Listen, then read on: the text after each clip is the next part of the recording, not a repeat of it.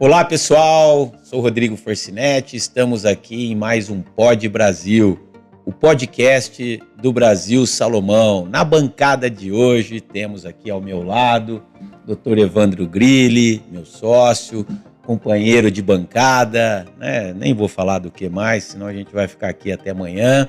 E duas amigas queridíssimas que têm despontado aí na área de família, doutora Larissa de Larissa, que nos dá a honra de ser sócia aqui no escritório, coordena a área de família, e a minha querida doutora Vivian Minelli, conhecida já de 20 anos, uma amiga muito querida, como eu ia mencionando. E temos ainda mais alguma pessoa, a girafinha aqui, que vocês estão vendo, que daqui a pouco a Vivian vai contar do que se trata. É um prazer tê-las conosco. Comunicação não violenta, um tema que está hoje nas páginas de todo e qualquer congresso que envolve direito de família, métodos alternativos de resolução de conflitos, um tema que interessa não só a comunidade jurídica, mas como a sociedade, né? Porque quem não tem conflito na sua vida, quem não almeja resolver os seus conflitos de uma forma positiva. Então, antes de mais nada, antes de passar a palavra para o meu querido doutor Evandro fazer as perguntas, eu gostaria que vocês fizessem as primeiras colocações para a gente ir aquecendo os tambores. Fiquem à vontade para dizer de onde vêm, o que comem, para onde vão. Fiquem à vontade. Quer começar com você, Larissa? Depois a gente passa para a Vivian. Muito obrigado, minhas queridas. Pessoal, tudo bem? Vivian, é um prazer imenso estar aqui com vocês, Rodrigo, Evandro, falando de um tema que me tocou e tem me tocado cada dia mais. Eu comecei a perceber a importância na pele de uma melhor comunicação quando meu filho nasceu. Coincidentemente, 2 anos depois, eu entrei para a área de família e sucessões e comecei a conviver na pele. Já gravou um podcast aqui sobre sucessões. E outro sobre uniões poliafetivas. Exato. É dos dois. Dos dois. Aí eu comecei a sentir na pele como que a comunicação errada pode estragar uma família, uma empresa e uma vida. Nesse meio tempo, eu tive várias experiências. Aí conheci a Vivian através das mediações. Depois a reencontrei na Comissão de Advocacia Consensual e Mediação da OAB. E recentemente tive o enorme prazer de fazer um curso de comunicação não violenta com ela, sendo tua aluna, que foi muito enriquecedor. E hoje esse tema faz o maior sentido para mim, e melhorar a qualidade da minha comunicação, saber cada dia mais quem eu sou, para conseguir entender o outro, é um dos meus objetivos de vida. Sendo uma pessoa melhor em casa, para o meu filho, para o meu marido, na sociedade. Perfeito. Não posso ser uma boa advogada sendo uma pessoa ruim. Perfeito. Ai, que gostoso. Obrigada por essa acolhida. Obrigada, Rodrigo, Evandro, vocês que fazem parte da história da minha vida e da minha família, né? Vocês viram todo o início lá e vocês foram modelos de relacionamento. Que responsabilidade. Porque eu namorava, né? Então, assim, quem já é casado e quem já vive as nuances, desafios de uma relação a dois e depois com a chegada das crianças. Começou a namorar, a gente já tinha 2 filhos, cada um. Então. Aí você olha e volta e você fala assim, quem sobrevive nesse universo? Deixa eu ver aqui o que acontece, né? Talvez vocês tenham até mais propriedade para falar sobre isso, mas a CNV ela entrou justamente por uma necessidade pessoal, depois foi para a vida profissional e eu vejo hoje com o relato aqui da Larissa o alcance disso na prática da vivência, não só da advocacia, mas em todas as esferas das nossas funções que a gente ocupa. E eu percebo que a CNV cada vez mais faz sentido para mim, porque eu era, e ainda tem vestígios, porque a gente passa uma vida inteira sendo num formato, e aí percebe um caminho um viés que a gente pode se transformar, mudar, mas vem sempre aquele modelo antigo que nos sustentou uma vida inteira. Até para verificar se esse caminho novo realmente faz sentido e, portanto, precisa perseverar um pouquinho mais, né? Mas o quanto eu era violenta comigo mesma. Uma quebra de paradigmas. E precisa de muito exercício, de muita prática, que a vida vai testar sempre, né? Então, assim, eu venho... Por que eu trabalho hoje com a advocacia consensual e com a mediação de conflitos e vem a comunicação não violenta? Eu sou fruto de uma família em que o meu bisavô, eu só vim saber isso muito recentemente, quando eu fui buscar a história da minha vida na constelação sistêmica. O meu bisavô perdeu a própria vida por um conflito mal resolvido. Ele foi assassinado. Poxa vida. Então, isso ressoou muito forte. Até faz sentido a minha escolha profissional. Por que para mim é tão importante, ressoa tanto, resolver os conflitos através da comunicação, para que não resulte as vias de fato, que a gente está cansado de ver aí nos telejornais para onde é que escalona os conflitos, né? Então, isso veio muito forte para mim, e aí eu fui buscar entender por que os conflitos começam, a partir do quê? Da comunicação que a gente acha que está acontecendo, porque nós não nascemos dentro da tecnologia, nossos filhos sim. Então, foi imposto para a gente uma ramificação de comunicação, como essa, por exemplo, e eu agradeço profundamente o convite. Eu estou me sentindo super em casa, assim, bem à vontade. Está em casa. Porque vocês sabem um pouco da minha história. Mas a gente tem tantos meios de comunicação e o maior desafio hoje é exatamente a comunicação.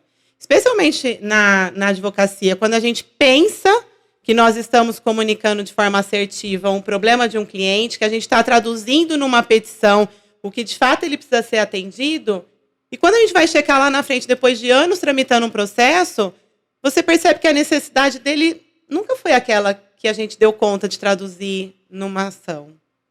Ou que ela mudou e a gente não estava atento para perceber qual é a real necessidade hoje, que não motiva, às vezes, até a demanda. Já toma um outro viés, a resolução pode ser hoje daquele pedido inicial, né?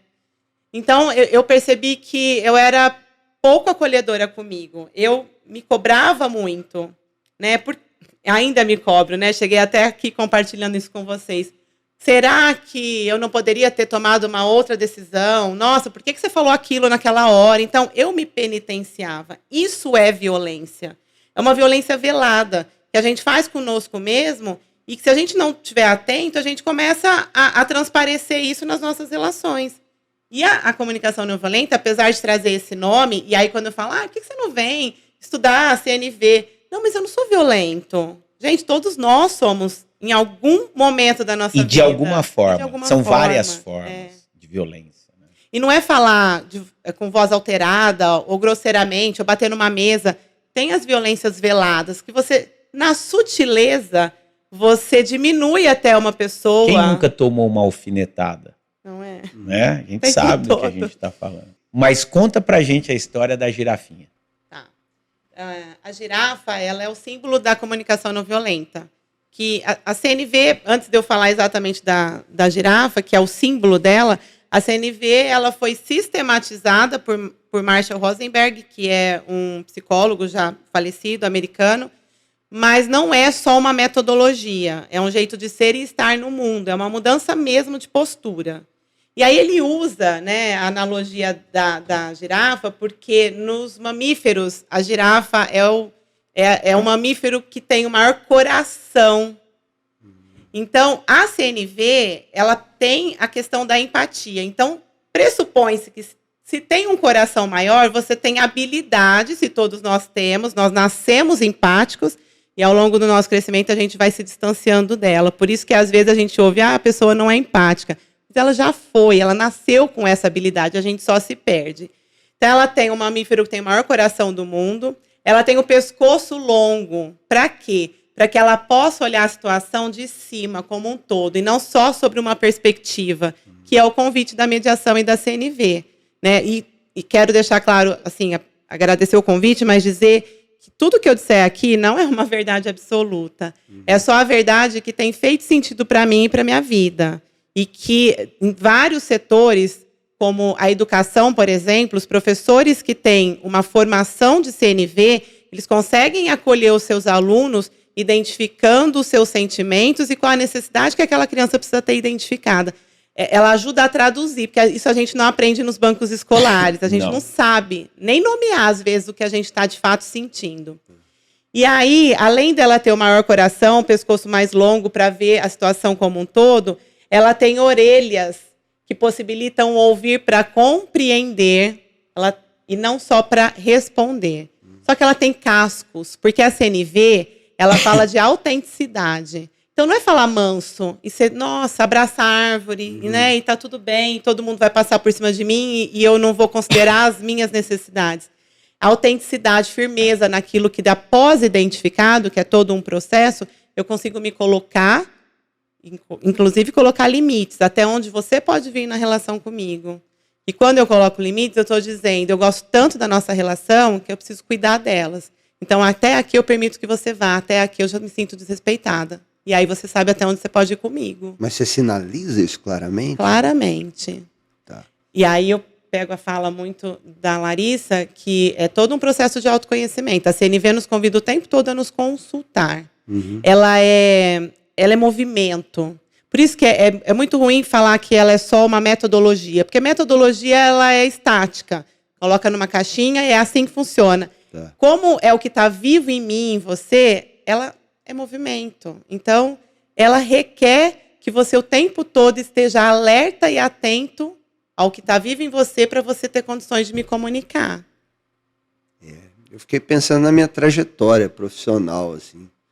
Que eu, no começo da minha vida, né, eu era um cara bem, assim, tranquilo, engolia todos os sapos possíveis e imaginários. Com o passar do tempo, eu fui me distanciando um pouco dessa figura. Assim. Fale mais sobre isso. Falarei mais, só não quero falar para a girafinha. Ela serve para colher também, fica à vontade. Deixa eu trazer ela aqui para perto de mim. mas assim, por que eu estou dizendo isso? Né? E eu descobri na minha vida profissional que em alguns momentos eu tinha que reagir fortemente. E eu, em algumas situações, usei desse recurso de reagir fortemente. Especialmente com autoridades que se impunham, né? A gente começou a vida como advogado muito jovem, né? Pegava um cara mais velho, ele queria deitar e rolar, né? E aí, não dava espaço para isso, né? Porque do seu lado tinha um cliente que saiu com você para o fórum já desconfiando que você era muito novo. Então, assim, ou você dava uma de maluco numa audiência para fazer alguma coisa, e certamente eu não estava nas boas práticas da CNV. Aliás, você que está nos ouvindo aí, nós vamos falar CNV aqui várias vezes. CNV é comunicação não violenta. Então, quando você ouvir CNV, é disso que nós estamos falando. Então, assim, aí você vai ficando mais velho, você vai amadurecendo, você vai ficando mais respeitado, porque você deu uma de maluco lá atrás e os caras falaram, que esse menino aí não pode pisar muito no calo dele, não, porque ele devolve na mesma altura, né? E aí a gente migra, talvez, para uma comunicação que não é não violenta, né? Uma comunicação que passa a ter algum tipo de violência, né? O sarcasmo, a alfinetada, né? Como é que se define? O que é comunicação não violenta? E o que não é? O que não é. É engraçado porque a sua fala leva à conclusão da maioria das pessoas, né? O sarcasmo, e às vezes não. Eu estou aqui estabelecendo uma comunicação com você e eu não quero gerar conexão com você. Então, tudo que eu vou dizer, de uma forma tranquila, bem harmoniosa, é porque eu não quero me conectar com você, eu quero levantar uma parede aqui no meio. E o Marshall, ele faz essa analogia, que CNV é a comunicação que conecta, que constrói ponte. É muito difícil construir ponte, porque ela é suspensa na maioria das vezes, e eu preciso levar a construção até você. E deixar um espaço para que, se você se sentir à vontade, em algum momento você faça o caminho de volta até mim. Dependendo da forma como eu me conecto com você, que não é com clareza e nem com autenticidade, eu vou falar algo que você queira ouvir, mas que não é a minha verdade, para te manipular. E aí é que a comunicação não violenta, ela é a comunicação que gera conexão, que traz autenticidade, firmeza ao mesmo tempo, mas tudo precisa estar claro, mas nem tudo eu preciso te dizer, precisa estar claro para mim, para eu te comunicar. E a comunicação que não é violenta é justamente a comunicação que eu quero te manipular. Eu vou falar aquilo que você quer ouvir para que você atenda às minhas necessidades. Em algum momento você vai desconfiar disso. Em algum momento isso não vai se sustentar. Porque o que eu estou construindo aqui não é ponte, é parede. O sentimento, a manipulação, a fala chantagista, ela é inerente a nós, né? E a gente precisa prestar muita atenção. Eu tenho prestado muita atenção quando eu converso com meu filho. Olha, se você não comer tudo, você não tem sobremesa. O que é isso? É uma mãe querendo educar, primeiro. Mas é uma mãe querendo educar da melhor forma para criar um homem de verdade? O que eu estou falando? Olha, só se você fizer isso, você vai ter a sobremesa. Isso é violento? Né? É. Isso, para uma criança de punição. 4 anos, pode ser. E essa violência, ela vai sendo escalonada na medida em que a gente vai se desenvolvendo em sociedade. Ah, mamãe, briguei com meu amiguinho. O que você fez? Você bateu nele depois? Eu não perguntei como ele se sentiu quando ele brigou com um amigo. Eu não perguntei por que ele estava envolvido, como aquela situação começou. Tá, mas vamos lá. Pensa um pouquinho, que agora eu preciso entender a sobremesa. Tá. E como seria não violento o diálogo com o filho sobre a sobremesa? É isso. Qual é a... Isso eu estou tentando descobrir. A minha pergunta é essa. Então eu vou pegar a pergunta do Evandro e vou tentar dar uma roupagem técnica aqui. Como que eu faço para ter assertividade nessa comunicação, separando a comunicação do julgamento?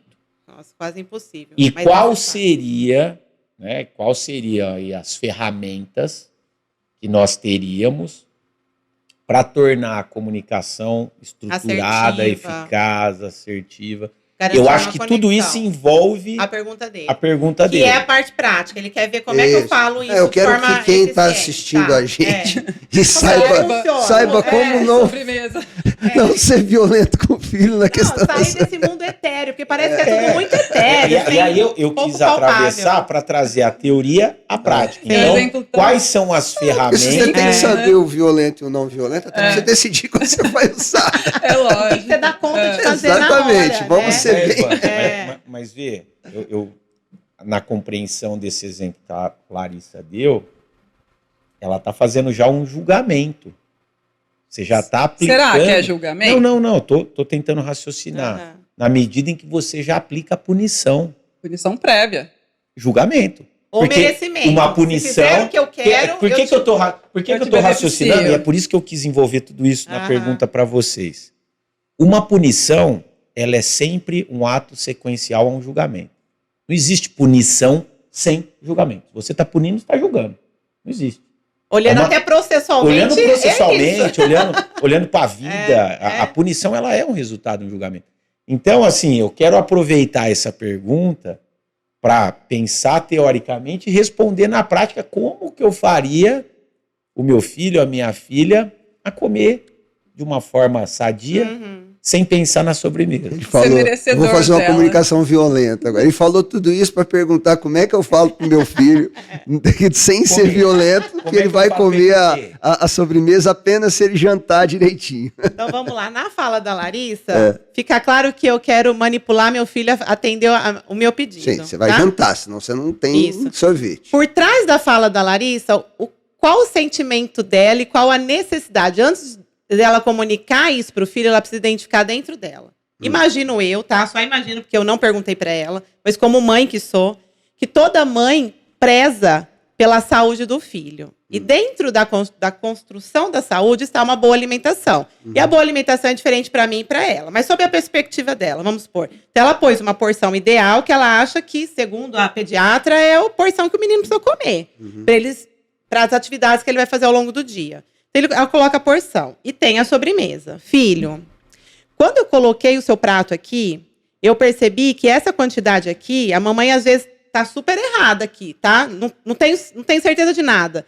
Mas a médica diz que essa porção é a porção ideal para você comer, para você conseguir ir bem na natação, para você não sentir fraqueza. Porque a minha necessidade de vê-lo bem e de garantir a sua saúde é imensa. E a mamãe sente medo e insegurança se você não comer essa porção. E aí, não comer na porção e comer só a sobremesa. E a sobremesa tem muito açúcar. não vai suprir o que essa primeira alimentação vai te garantir. Então, o que a mamãe está mais preocupada é garantir a sua saúde e a sua competência depois para sair super bem na natação. Então, eu gostaria de pedir para você se esforçar para comer essa quantidade e, na sequência, você come a sobremesa. Eu estou convidando ele a atender a minha necessidade. A minha necessidade é garantir a saúde dele. E a entender a vida. Dá para dizer que a gente vai gastar muito mais energia sendo não violento do que sendo violento. Total. Só que a eficácia disso é que, primeiro, Evandro, vamos falar então na relação aqui de pais e filhos. A gente precisa se colocar como vulnerável. Veja, eu falei pro meu filho que eu tenho medo. Sim. E não, eu não falei que eu sou o dono da verdade, não que ele tem fingir que uma comer autoridade isso. que você Não. nem tem, porque você não sabe o valor nutricional de nada. Exatamente. Tá. É o lugar que a CNV convida todo o tempo. Por que poucas pessoas praticam? Porque eu preciso ir para esse lugar de vulnerabilidade, porque eu preciso falar para você de mim. Porque senão a chance de você não me atender é imensa, imensa. Por isso que a mediação ela está vindo tão fortemente. Porque a maioria das pessoas precisam que alguém mande que eu faça algo, que é a decisão judicial. Tá. A maioria das pessoas busca. E elas carregam isso como título. Ó, o juiz me mandou você fazer isso. Aí vem os cumprimentos de sentença, que na maioria das vezes a natureza humana é: eu não vou. Mandou? Mandou? Eu não vou fazer. É assim. Me peça que talvez eu faça. A mediação, eu te convido a construir comigo uma solução para o que está um mal-estar entre a gente. E quando você topa vir e traz a sua colaboração e eu levo a minha, a chance da gente cumprir isso, esse combinado, está aí estatisticamente, que o CNJ não mente, com números, é muito maior. Não, você me tocou, né? Agora, ó. E aí depois a gente volta nos componentes para a gente fazer Olha isso, vou trazer para o direito tributário, que é meu ramo. É meu ramo de atuação há mais de 20 anos. Na história do direito tributário no Brasil, nós nunca tivemos comunicação com o fisco. Era na base da paulada mesmo, não é? Auto de infração, fiscal não conversou. Toda a estrutura histórica a estrutura é violenta. Paulada literalmente. Paulada literalmente. Inclusive do lado de cá. Tinha do lado que sair no tapa quase. Então, assim, para você conseguir coisas básicas, como uma certidão negativa. E por quê? Porque a austeridade, a voracidade, o Estado gigante... A presunção de que o contribuinte é sempre sonegador. De que o Estado é sempre um malfeitor roubando de mim. Mas daí porque a sua fala julgamento... E qual que era o objetivo? Eu preciso causar medo para o contribuinte não querer sonegar, pagar tudo certinho. Isso resolveu? Não. Tá. Mudou completamente, eu vou dizer... de 5, 6 anos para cá. Hoje, você é muito bem recebido, e fazendo um elogio aqui à Procuradoria-Geral da Fazenda, eu tenho falado isso insistentemente na Procuradoria-Geral do Estado, houve, com a vinda das transações, métodos alternativos de resolução de conflitos, uma proximidade. Então, hoje, está um barato advogar na área tributária, porque eu consigo negociar com o procurador, e negociar dentro de limites éticos. Não é o negociar no sentido pejorativo antigo. Então, hoje, aumentou de uma forma tamanha o respeito entre os profissionais. Por quê? Porque hoje eu sou bem tratado. Eu consigo... É óbvio que tem as dificuldades de um país que tem que avançar ainda muito. Nós avançamos em termos de tecnologia, mas ainda é muito falha a estrutura que o Estado dá para esses profissionais. Mas existe um canal de comunicação que não existia. E o que a gente começa a perceber é um contribuinte mais tendencioso a querer cumprir para ter acesso a esses canais de comunicação. Então, assim, isso que você está falando, eu consegui enxergar no nosso mundo operacional, que era frio, que era distante, numa violência costumeira, né? Entre as partes. Se a gente nós também, estou falando que a gente tinha medo do fiscal, a gente via com outros olhos, e lá também tinha. Pô, esse cara está vindo aqui defender sonegador, mudou a relação. Hoje existe um respeito. Então, aí entrando já, para a gente não fugir dessa pergunta, que eu acho importante isso, a gente compreender como se realizar, assim, quais seriam os componentes que vocês julgam que seriam elementares nessa estruturação, para que a comunicação, de fato, ela seja eficaz? Né? Quer tentar? Mas puxa que eu vou. O Marshall, ele estrutura em 4 componentes, mas quando ela falou, teve um curso comigo, não é curso não, tá? Eu não sou professora, não sou doutora de nada. Eu só compartilho em espaços que eu tenho oportunidade de quem eu sou e da vivência que eu tenho da CNV, porque CNV é vivência, é mudar o mindset, e que não vai ser automático. O automático, a Vivian vai fazer 48 anos, ela viveu 40 anos de uma perspectiva, de uma fala e de um modelo de jogo que todo mundo joga, que é o jogo de ganha e perde. Para eu ganhar, para eu ter razão, eu preciso diminuir o que você fala, não validar a sua importância de fala, uma série de coisas. A advocacia nos leva para esse lugar muito, né? Aí a mediação vem e fala, não, pera lá, não precisa ter verdade absoluta, a gente pode encontrar uma outra verdade, que não é a minha nem a sua. Mas para isso eu preciso te ouvir, né? E aí o Marshall fala assim, olha, para a gente entrar nessa perspectiva que ele fala que é o jogo de ganha-ganha, que todo mundo tem que ganhar, primeiro, eu preciso tirar uma foto da situação. É bem isso. Então, eu vou descrever de forma objetiva. É como se estivesse tirando uma foto mesmo, sem julgamento.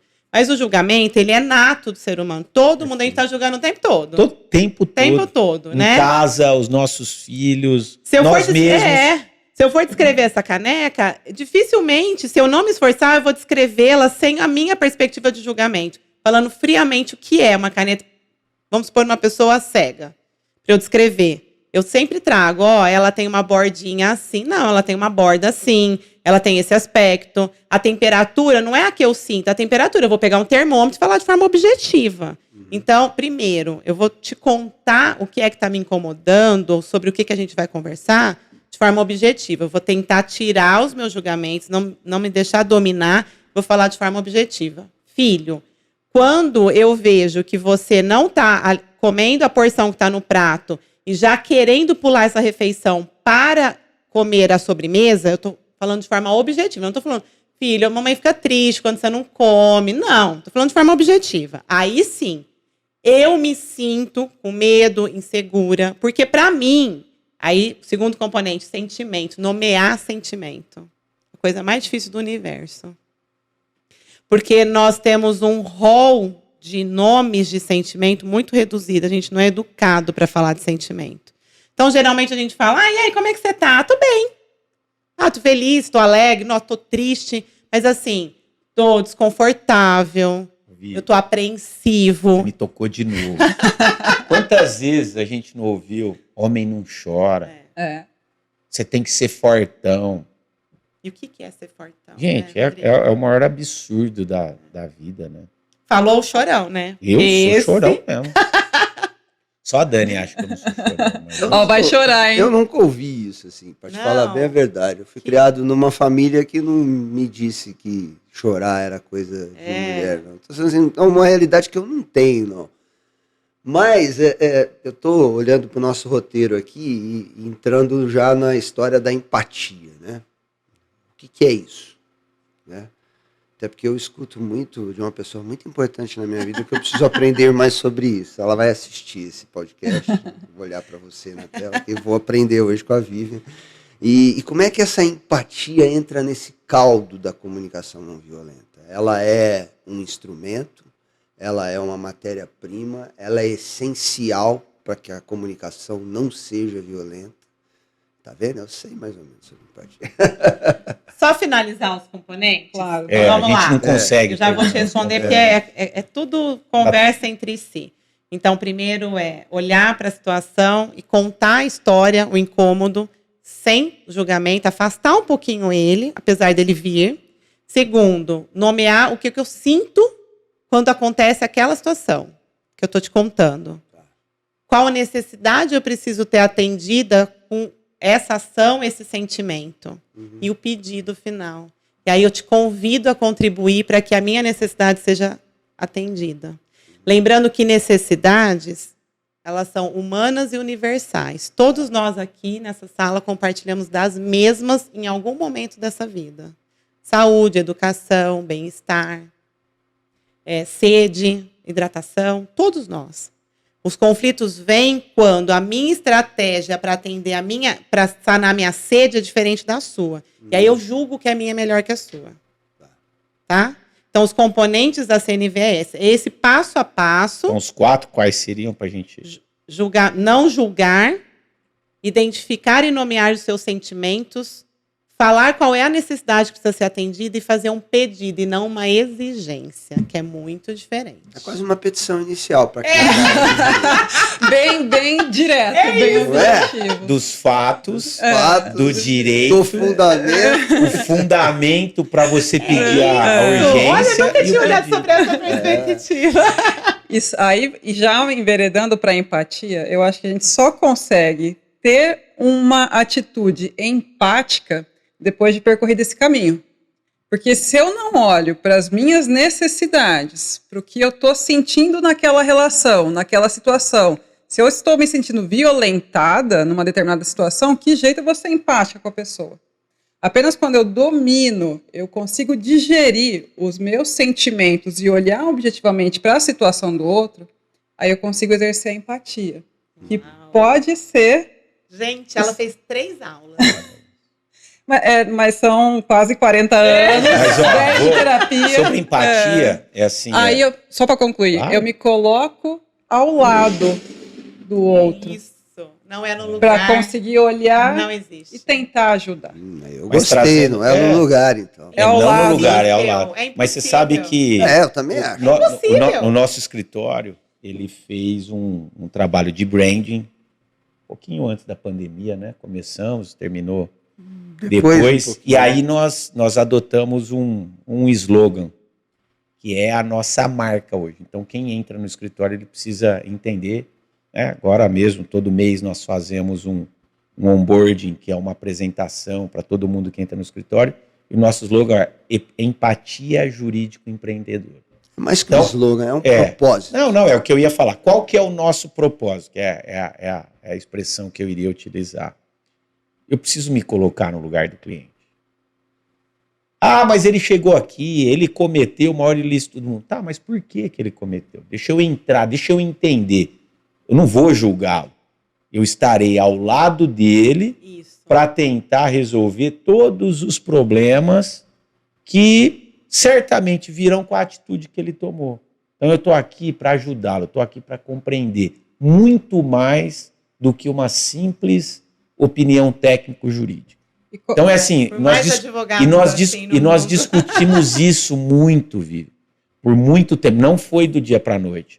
A empresa, ser firme com o cliente. A empresa, o Share que fez esse trabalho para a gente de comunicação, ele entendeu a nossa história, ele entendeu o que importava para cada um de nós através de entrevistas, a história do escritório que faz 55 anos, e definimos esse propósito. Então, essa questão da empatia não é fácil.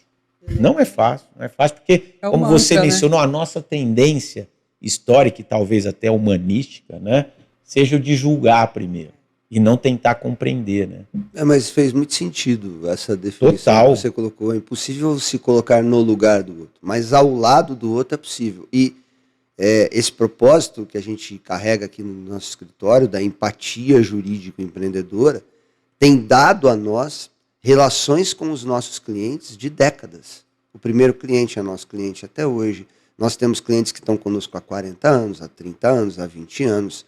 Os mais recentes estão há 15, estão há 10. Eles construíram um ponte, Evandro. Isso. E aí, quando você fala essa história de estar ao lado, que clareia para mim um monte de coisas que eu tinha uma convicção que eu nem tinha tanta clareza sobre isso, as relações pessoais também, que são longevas, estão baseadas em estar ao lado. Porque estar no lugar é muito...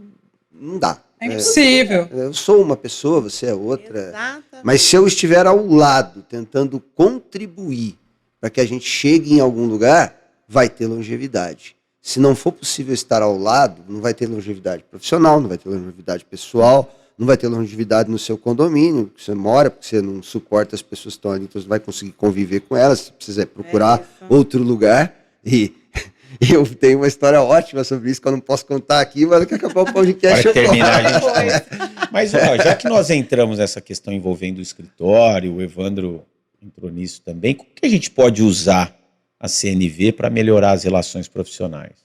Eu acho que vocês sabem Interna e muito externa bem. corporis, né? Tô dizendo. O exemplo que vocês deram justamente traz longevidade nessas relações, porque vocês construíram relações.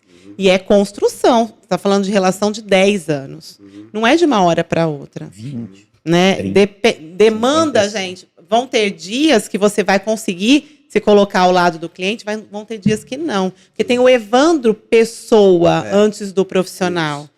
E depende de como o Evandro também está naquele dia, ele consegue se esforçar para ouvir o cliente, para entender. Senão ele só vai responder as perguntas que ele está fazendo. E no mundo onde vale tudo, cada vez mais você tem que filtrar.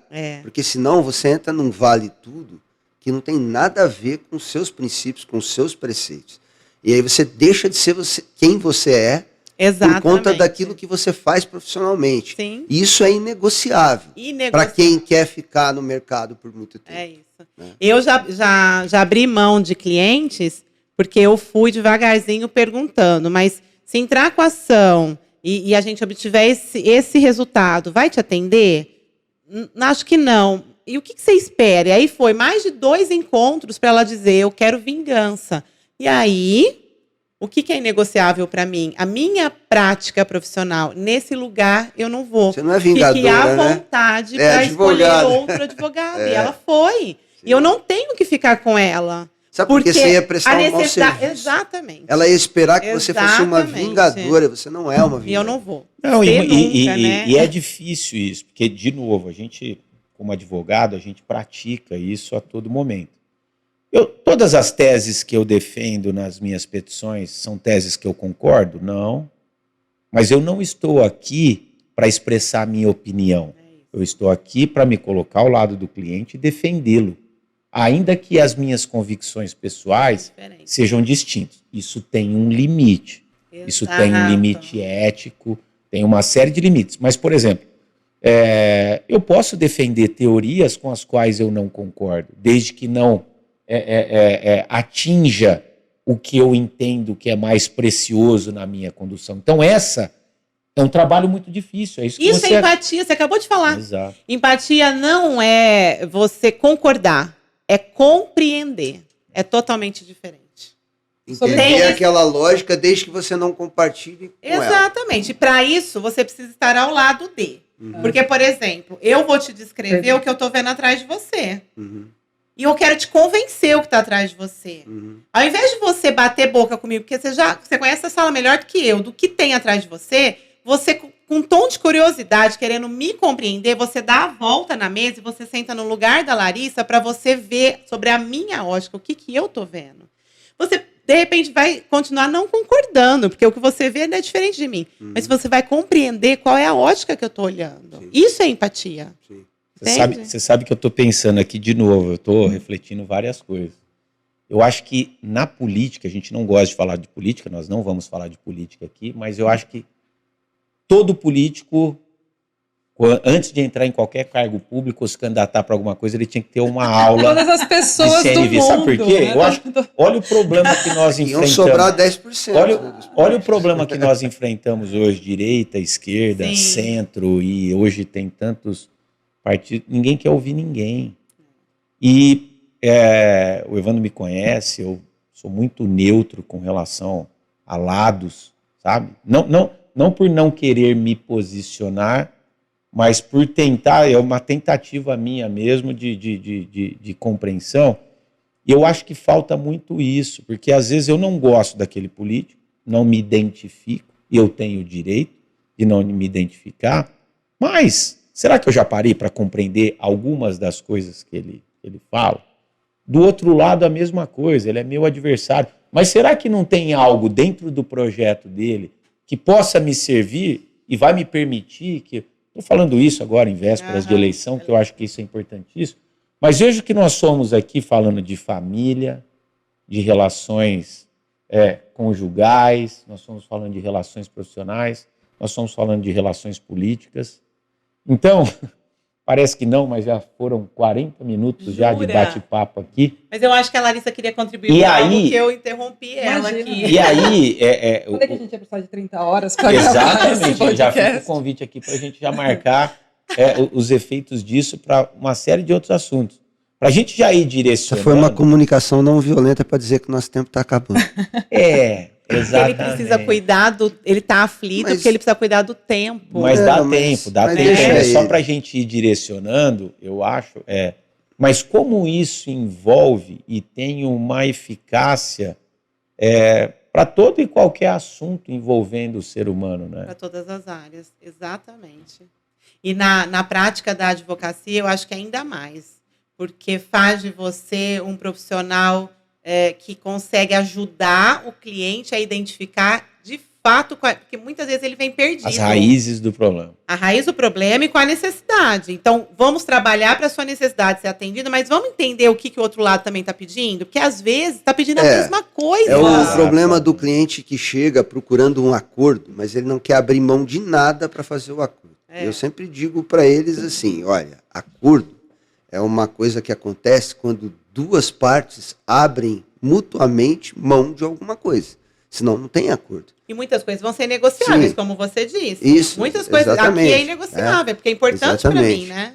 Mas você falou aí, né? Você revelou sua idade aqui, que eu não vou repetir, porque não me cabe fazer isso. Mas você, pela conta que eu fiz aqui, 4/5 da sua vida, você me disse que não tinha a comunicação não violenta. E a nossa geração não foi criada com comunicação não violenta. Ao contrário. Meus pais não eram violentos comigo, mas a comunicação era, no sentido de que a imperatividade. Exato. Se você não comer tudo, você não vai comer sobremesa nem daqui a um ano. Você vai ficar um ano sem comer sobremesa. Mais ou menos nessa linha, assim. Porque era um modelo sobre o qual eles foram criados, né? E funcionou, né? Então, esse era... aqui. Isso, e os nossos pais, a violência era até física. Também. Com os nossos avós. E às vezes merecida também. Varinha de marmelo. Da minha aqui também merecia alguns tapas que eu tomei quando era moleque. Senão ninguém que segurava. Não tinha jeito, entendeu? Agora, assim, como é o que você falou, nós chegamos aqui. Nós não somos uma geração mais forte. Nós somos uma geração que sucumbe menos aos problemas sociais, né? É uma geração que tem uma certa casca, né? E como ser não violento, mas não criar uma geração fraca? Não que ser violento vai criar alguém mais forte, mas eu estou me baseando, até pela tua fala, a gente está aqui, de pé. Deu certo. Tomamos porrada e estamos aqui de pé. E estamos tendo que dar sustentação para uma geração que talvez a gente tenha mais senões, mais preocupações e que, de um modo geral, acho que até por uma pressão que o mundo tem, né, com rede social, com aquela necessidade de parecer que está bem o tempo inteiro, porque na rede social você só posta foto bonitinha, né? Como é que vai ser isso, assim? Como é que existe o risco desta comunicação mais branda ou não violenta formar uma geração menos cascuda, com menos resistência ou não? Uma geração vai ficar mais bem esclarecida, mais bem entendida, né? É lógico que o tempo que vai dizer, mas... Compreendida. Como é que você acha isso? Eu vejo a construção do que você trouxe, que ser forte, ser corajoso, né? É se desvincular da vulnerabilidade, coisa que os nossos pais nunca fizeram. Eles não se colocavam nunca na nossa frente vulnerável. Todas as decisões que eles tomavam a respeito da nossa vida era com firmeza. E essa firmeza a gente precisou sentir, porque é o nosso ponto de referência. Sim. Se ele está mandando, porque pode ser que o negócio seja bom mesmo, né? Sim. Mas aí nós fomos para outra polaridade. Nós estamos com um modelo de pais hoje que a necessidade é tão grande de ser visto, validado e amado, que ele não tem firmeza, que é o casco da girafa. Então, você precisa ouvir quais são as necessidades do seu filho, deixar ele falar, filho, ajudá-lo até. Quando acontece determinado episódio, o que você sente? Me ajuda a entender, porque eu também preciso entender. É só tristeza ou você queria ser reconhecido na escola? E como é ser reconhecido na escola? É só alguém falar assim, nossa, fulano de tal é incrível? Ou é, de repente, na reunião, o professor vir falar comigo? Me fala como funciona para você. Então, é convidar os nossos filhos a não ter medo de se colocarem vulneráveis. Porque, exatamente, a rede social não permite isso. Somos todos donos da verdade, sabemos exatamente o que queremos, mas, Evandro, a gente nunca viveu uma geração com tanta saúde mental abalada. Esse era o meu ponto. Entende? Né? Porque, assim, eu preciso estar bem o tempo todo. Falar que não está bem é me colocar fraco, e não é. E aí tem uma perspectiva que a gente faz, que é o check-in e o check-out, que a gente até sugere, eu já dei alguns treinamentos no âmbito corporativo, e a gente sempre fala, vai começar uma reunião, abre com check-in e fecha com check-out. O que é isso? Gente, vamos começar aqui. Vamos fazer uma rodada de como é que vocês chegam para essa reunião. E como é? Falar em uma palavra, elencando um sentimento, como é que você chega aqui para hoje. Então, aí vai ser a minha régua balizadora de como é que você está para a reunião, que eu preciso falar uma coisa muito importante. Se você chega e fala assim, eu chego apreensivo, eu chego tranquilo, eu chego cansada. Então, dependendo desse... Não é o dia de tocar em determinados Ou eu faço uma reunião mais breve, mais enxuta, porque ela está cansada. Quanto tempo de apreensão ela vai ter pro recado que eu tenho que dar? E aí, no final, eu faço o check-out. Como é que você sai depois de tudo que eu entreguei para vocês que precisa ser cumprido? Então, aí eu vejo como é que... E alguém fala que sai morrendo de medo? Aí depois você tem a oportunidade de conversar com a pessoa. Porque o medo, né? é desafio. A geração que não se reconhece frágil, porque tem um modelo de comportamento, se reconhecerá frágil no seu pequeno grupo. Porque se ainda tiver essa possibilidade, talvez estejam aí as pontes da salvação da história toda. Mas eu vou conversar uma coisa para vocês também. Eu tenho tentado na minha vida também, de novo, não ter verdades absolutas. Apesar de saber que hoje, nós acabamos de falar aqui que nunca se viu tanto problema de saúde mental. Mas será que de fato nós temos mais casos hoje? Ou hoje as pessoas têm coragem de falar que tem um problema? Porque no passado não tinha. Então, será que... E eu tenho falado isso, porque hoje a grande geração do escritório são pessoas mais novas. A geração, ela é mais fraca, ela é mais forte. Não existe mais um modelo ideal. Não tem. Assim como a nossa geração, assim como a geração dos nossos pais, tem questões positivas e negativas. Eu acho que é só o jeito de lidar, né, Rodrigo? E tem as influências do mundo que nós sofremos, que hoje sofrem, que são diferentes. Sim. E a gente vai tendo que lidar com isso.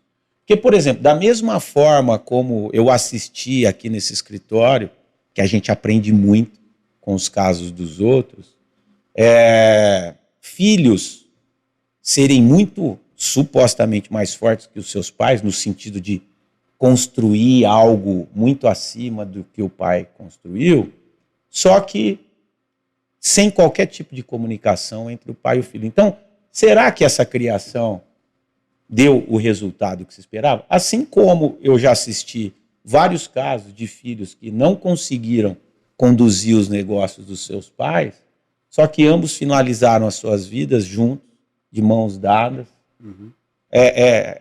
exalando amor. Qual caso deu mais certo?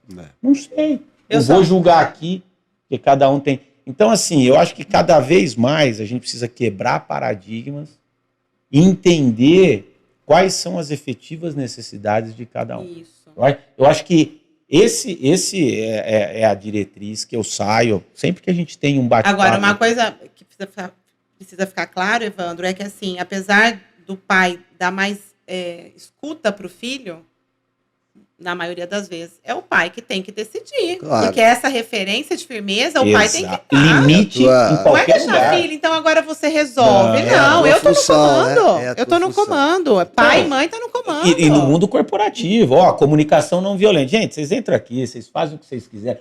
Se não quiser cumprir o prazo, dentro do prazo, depois o juiz vai te compreender. Não, gente. Isso é uma violência. Nós estamos falando aqui de falta de limites. Exato. Agora, a imposição de limites, ela tem que ter um formato ideal.